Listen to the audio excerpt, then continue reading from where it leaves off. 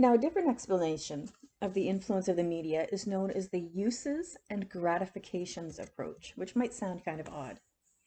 And it views people as active in their media consumption. So they're not just these passive, mindless consumers, they are active in what they choose to consume. And what the uses and gratification theory believes in regards to people, and specifically adolescents, being active in their media consumption is that adolescents have a different use or purpose to consume whatever kind of media they do. And it looks at what kind of gratification they get from consuming it.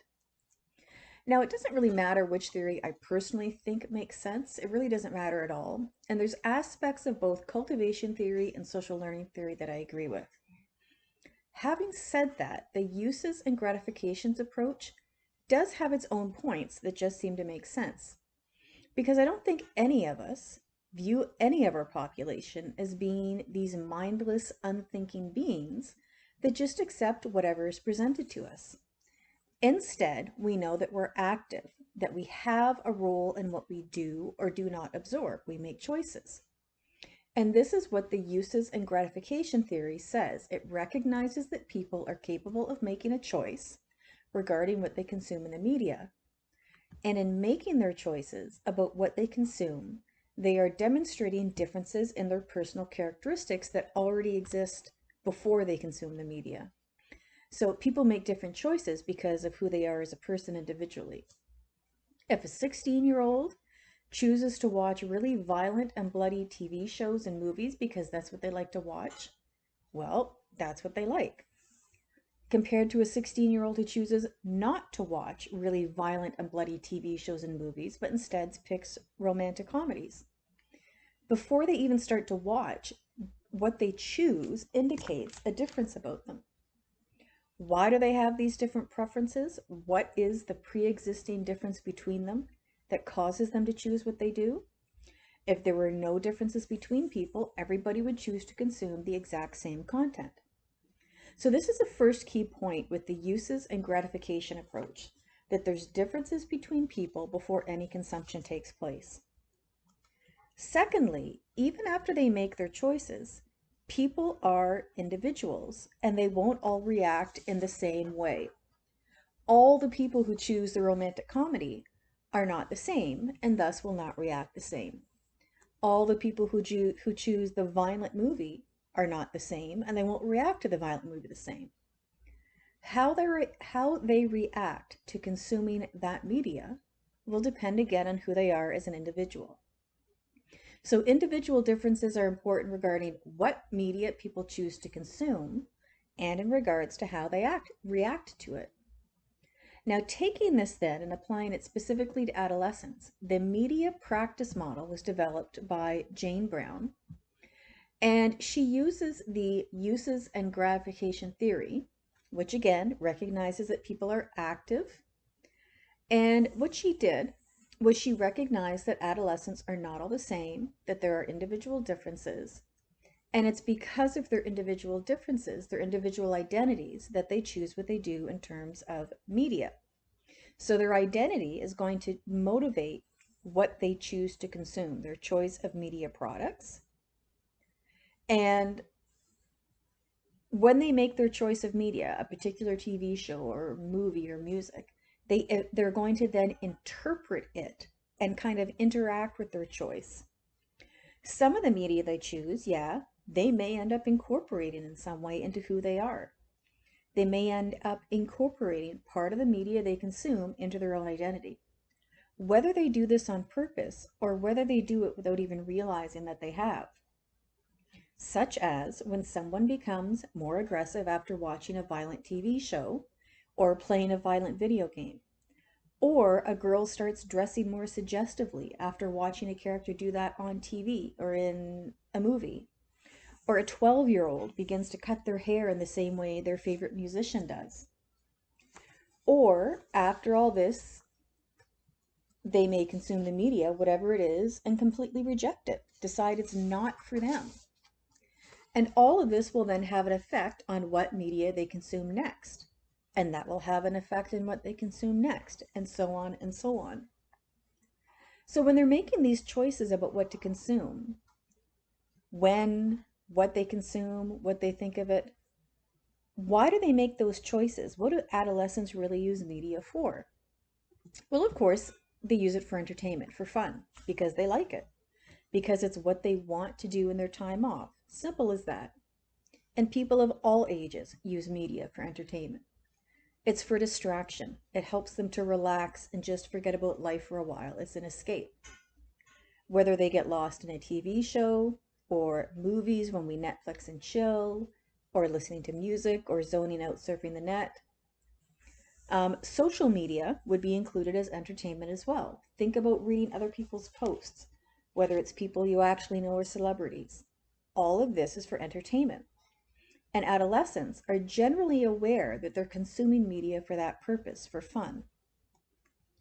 Another use of media is for identity formation, which is something an adolescent would probably not be quite as aware of. But it's something that dominates a good amount of their time during adolescence, and something that's one of the most significant developmental tasks during that stage of life. It's pretty typical these days for adolescents to rely on media, to rely quite heavily on media, to assist in figuring out who they are, and to help them develop into who they would like to be. So I know it sounds a bit hokey, it sounds like something a professor would say, but it's true. Media really is used as a tool to figure out who they want to be, who they don't want to be, who they want to emulate and be like, who their feared self is, who their ideal self is. Remember, this refers more to more than just social media. This is also part of the purpose of consuming TV and movies and music and magazines and advertisements. For example, well before social media emerged, media was always recognized as contributing to gender role identity. In advertisements and magazines and in movies and on TV, what an ideal male or female is like physically and intellectually and socially. What each person should do and act like on a date. How to define if a date is good or not.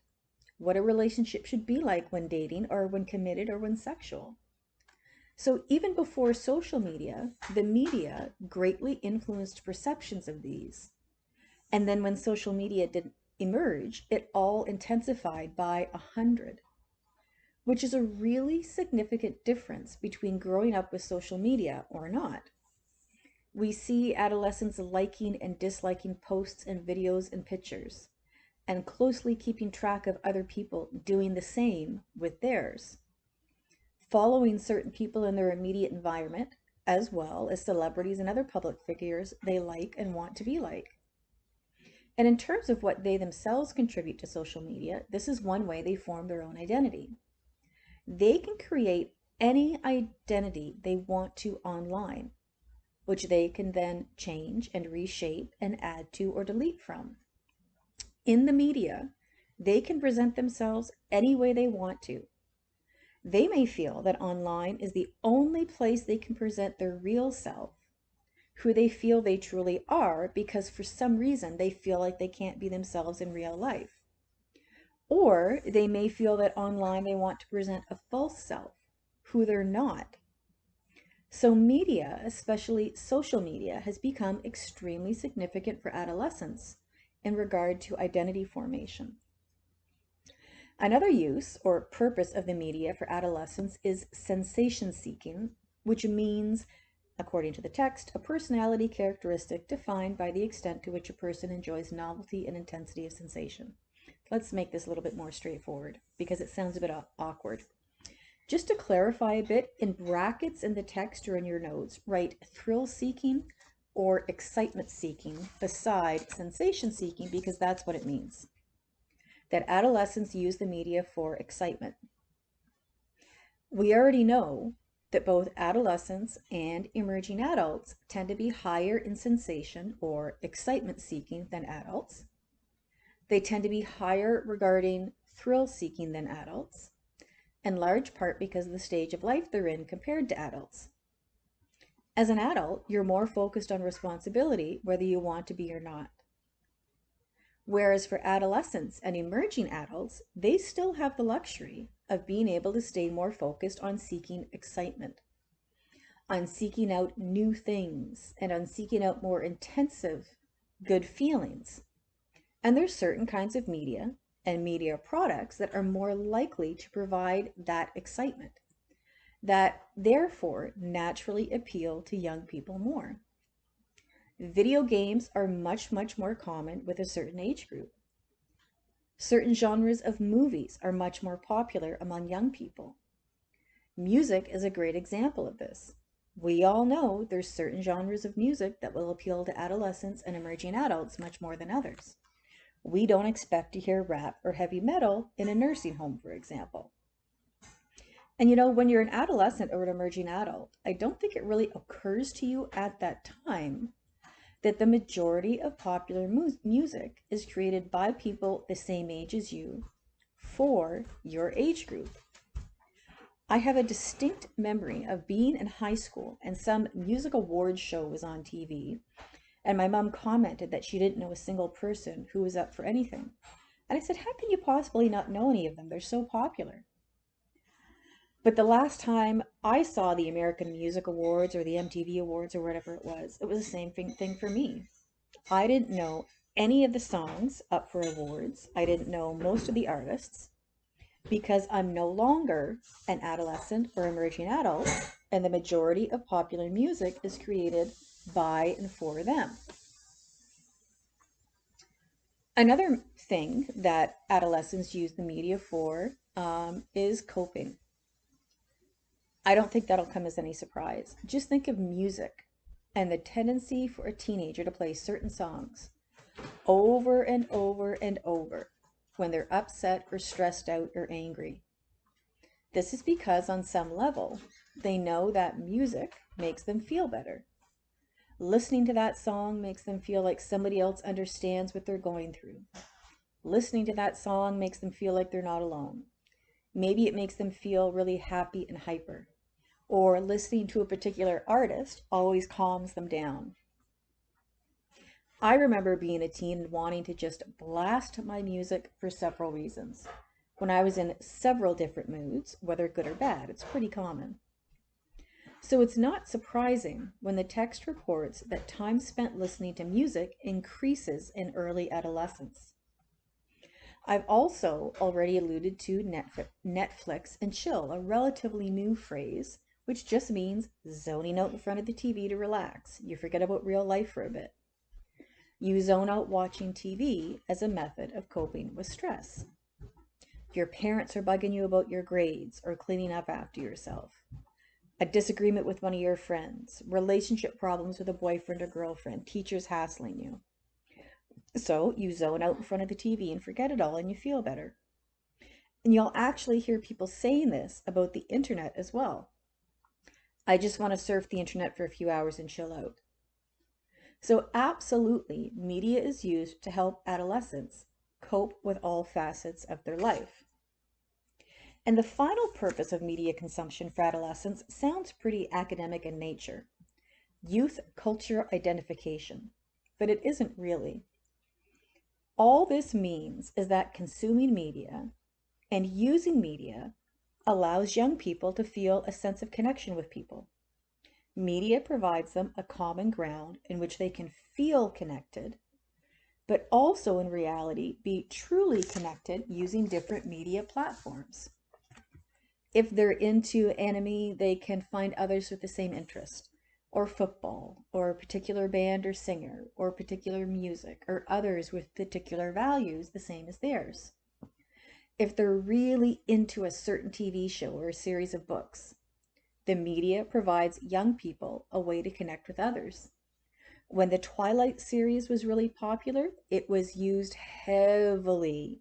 There was over 1 million sites for people to join because they were fans of the Twilight series.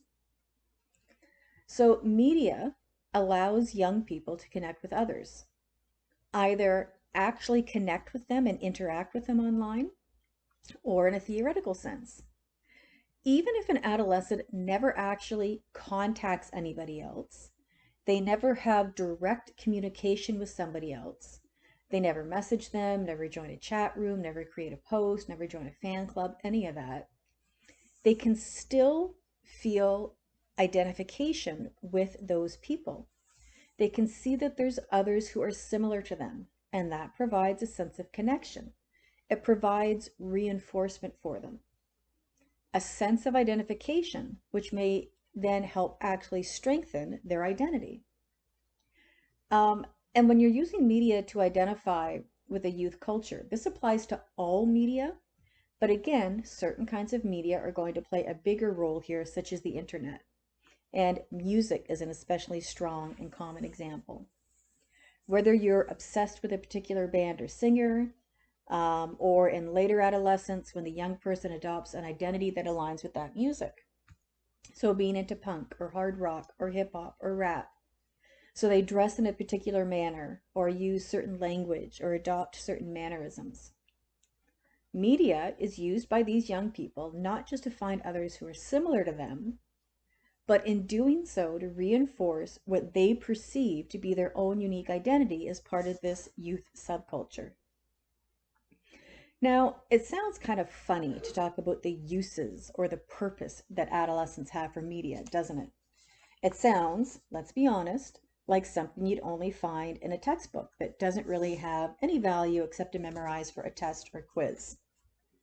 And anyway, there's a whole list of agents of socialization that affect people, not just the media. So why spend so much time focusing on it? Young people are socialized by their parents, the education system, religion, their peers. True, there are a variety of agents of socialization, but there's a few key differences here. With all of these other agents of socialization, when socialization occurs, it's usually purposeful. It's usually done intentionally. So we purposely teach people good manners, or to speak a certain way, or to behave a certain way, to have specific attitudes and beliefs. When a young person is socialized by the media, it isn't purposeful, and that's a key difference. It isn't done or produced with the intention of getting adolescents to think a certain way or behave a certain way. The purpose of the media is to make money, plain and simple. The media is market driven. To sell as many CDs as possible or get as many sales on Spotify and iTunes. Sell as many t-shirts or beauty products of your brand. Get as many people as possible to want to see your movie or to watch your TV show. So the media is driven by profit. That's the number one concern, and everything else is secondary. And because of this, if your main goal is to sell as much as possible, no matter what kind of media you are, then part of your strategy is going to necessarily be creating and providing adolescents what you think they want to make the most money. So media providers are likely to provide adolescents with whatever they think adolescents want. They don't produce content with some kind of socialization in mind. So that's the first difference between other agents of socialization and the media. They're not trying to socialize adolescents, that's not their goal, but the socialization ends up happening. And tied into this is another important point, and that being that adolescents have some control over their own socialization by the media in a way they don't with other agents of socialization. So yes, they're socialized by the media, but they do have some control in how they're socialized by them because they have the capacity to pick and choose what media they consume. They can consume hard rock or hip hop or country music. They can consume only action movies or only horror movies or only romantic comedies. They can choose to read Cosmopolitan or 17 magazine or not. They can choose to binge watch on Netflix the latest TV series or a movie or not. So they have choices in what media they consume, how often, how much they consume when they do. And in making their choices, they have some control in how they are socialized by the media. And that's something they usually don't have in regards to other agents of socialization. Now, their choices are based on their pre-existing personality. their pre-existing preferences, whatever their mood is at the time. Even if they have parents who try to strictly control the media they consume, because the parents want to control how the media socializes them, the influence of media on them. Adolescents are usually able to get around parental attempts to control their media consumption, and thus their media socialization, in a way they can't with other agents of socialization. If a young person wants to consume a certain kind of media, music, whatever it is, odds are they will. Simple as that. If they want something and they're motivated, they will figure out a way. Adolescent determination, or stubbornness, depending on your point of view, is a force to be reckoned with. And it can be really difficult for a parent to monitor every single little thing regarding media with their teen. And if their teen is set on something the parents don't approve of, don't like, or maybe even they've explicitly banned it, if their teen is determined, they will likely gain access to it. Now, with all of this, your text brings up a really neat concept, comparing the media as a whole to a friend. It suggests that for adolescents, the media is like a super peer, meaning that they often look to it for information that their parents may be unwilling to provide in the same way they would look to a friend. It's really kind of a neat concept, isn't it? I can see how it applies, especially in these days of digital devices and the internet and social media, when many adolescents really view their handheld devices as an extension of themselves. They view media as a whole as their best friend, as their super friend, their super peer, that they just can't get along without, who provides them all they need to know about everything. Now, this may be okay. It isn't necessarily negative. It may be positive, or at least neutral, and not have any negative effect on the person at all. If there's something that I want to know about and they're too nervous or shy to ask somebody, they look online.